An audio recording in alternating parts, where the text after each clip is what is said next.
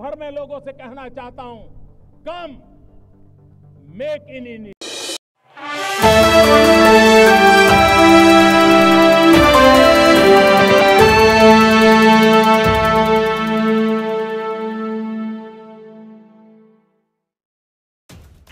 तमिलनाडु की राजनीति में विवादों की गर्मी बढ़ती ही जा रही है।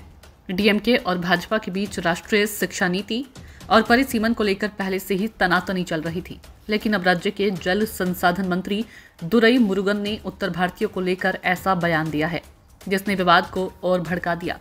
उन्होंने कहा कि उत्तर भारतीयों के पास बच्चे पैदा करने के अलावा कोई और काम नहीं है। उनका यह बयान न सिर्फ भड़काऊ है बल्कि क्षेत्रीय राजनीति में नई दरार भी डाल सकता है। परिवार नियोजन पर तंज। दुरई मुरुगन ने कहा कि देश में पहले हम दो हमारे दो का नारा दिया गया था, फिर इसे हम दो हमारा एक में बदला गया और अब स्थिति ऐसी हो गई है कि हम दो एक भी क्यों। उन्होंने दावा किया कि दक्षिण भारत के राज्यों ने इन नियमों का पालन किया, लेकिन उत्तर भारतीयों ने इन्हें नजरअंदाज कर दिया।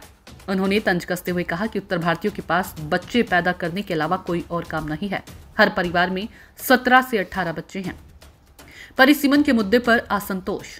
मंत्री ने यह भी कहा कि तमिलनाडु और अन्य दक्षिण भारतीय राज्यों ने जनसंख्या नियंत्रण के लिए सख्त नियम अपनाए, लेकिन अब परिसीमन के जरिए उन्हें राजनीतिक तौर पर कमजोर करने की कोशिश की जा रही है।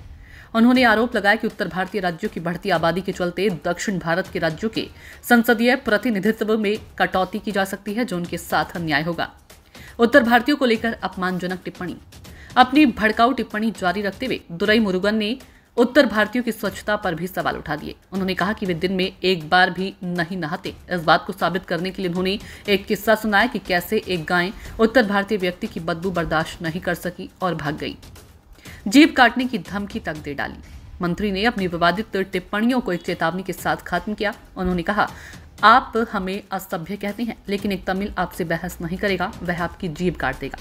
उनकी यह टिप्पणी सीधे तौर पर हिंसा को बढ़ावा देने वाली मानी जा सकती है, जिससे राजनीतिक हलकों में हलचल तेज हो गई है।